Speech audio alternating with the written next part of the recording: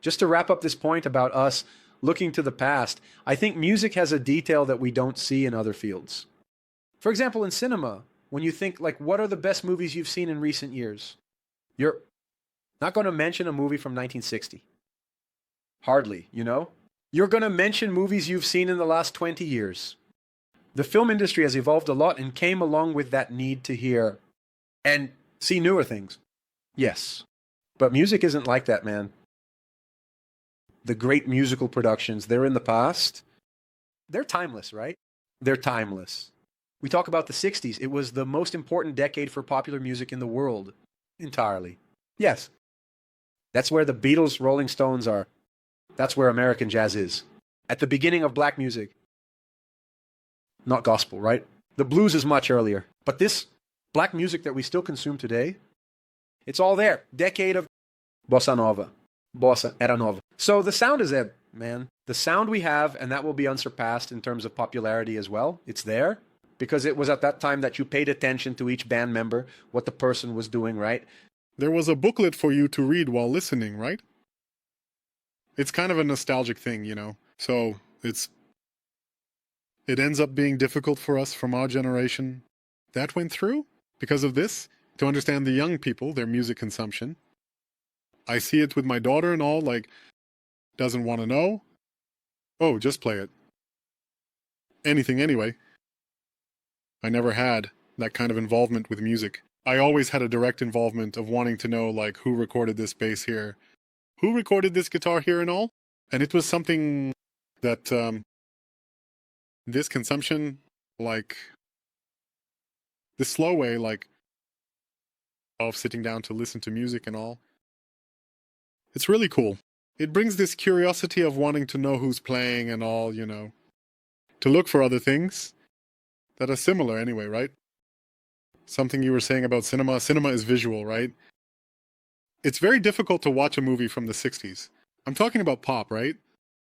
There are the classics, but there's no dynamics. It's static, man. I don't know if you've ever tried to pick up a... But if you take music from the 60s, the sound quality was much inferior. Yes. And I'm not saying, folks, to make it seem like nothing good was made after that. No. Music doesn't stop. It's evolving. There are good things in every year you look at. But what I'm saying is that if you notice in stylistic terms, we reach the... Everything was defined by the 60s. A new style was never created. After that, we're basically talking about what was created by the 60s, even harmonically and melodically. A very strong foundation was laid there. You take jazz, bossa nova. After the 60s, nothing more sophisticated than that was made. It was a very significant decade for music, decisive, right, man? Yes. Yeah, the beginning, right? The beginning of everything there, I think. The thing is, like, today, we hear a lot of things that originated from there. There's no other path, right? So, like, it's difficult, even for us. Sometimes I'm a bit picky about these things. Oh, man, what am I going to listen to, right? Then I say, no, I'll listen to something that everyone likes, but I can't, like, I don't know, I'll make a playlist here. There's a barbecue going on, I don't know, a little party. Man, I don't even do it anymore because here comes the picky guy to put on the music, right? So it's difficult, man, because people really they use music for other purposes, other backgrounds anyway. Not the music itself, listening, understanding what people are doing there and such. And look, I'm not even talking to you in a technical way in terms of construction, really, harmonic, melodic. I'm talking about music for music's sake, you know? Yeah. But I said that more with the intention of saying, man, that music gets cornered into a different situation. When you talk about amplifiers, talk about guitars, talk about pedals, we look a lot at the 60s. Yes, that's normal. But, like, man, it's because it really was. It was a decade. Yeah.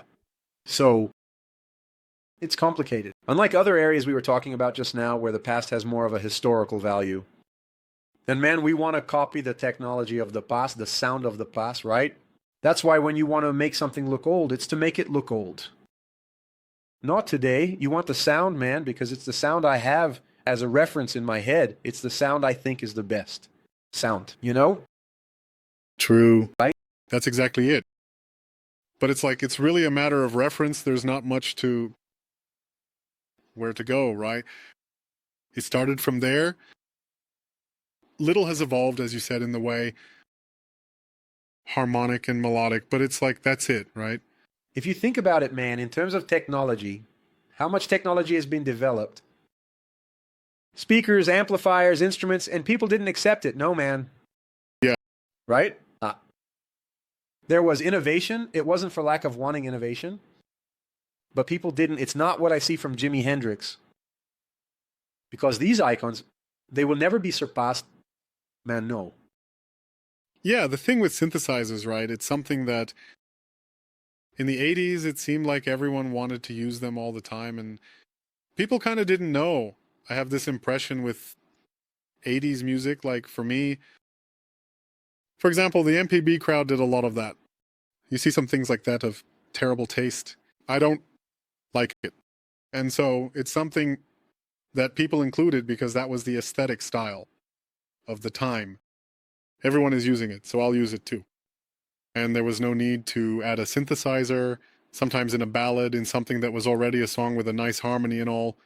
I notice that according to the times, technology comes, of course, but it's not always welcome in a way.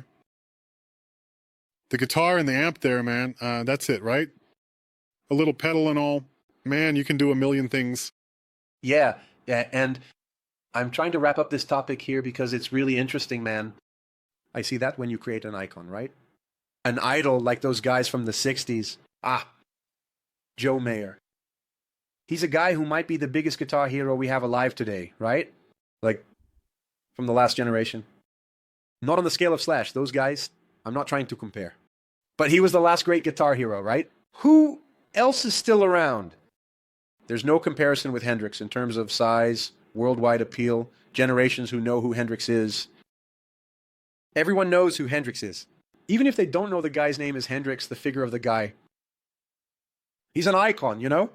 Exactly. Then you take a Jimmy Page. He's an 11. A Keith Richard.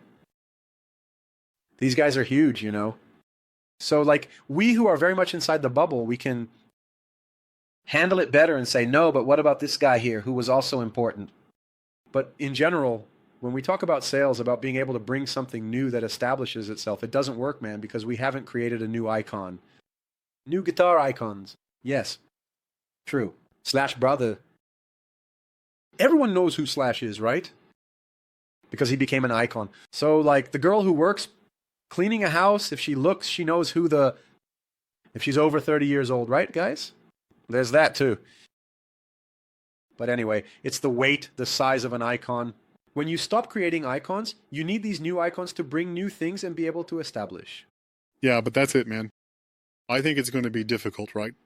Of the size of those guys you mentioned, it won't happen again, no. If you watch this clip from the Starling Cast, you can watch the full episode here in the video description. And take advantage, if you're a guitarist, to join the largest virtual school in Brazil, exclusive for guitarists, by clicking on the QR code or in the video description. I'll be waiting for you there.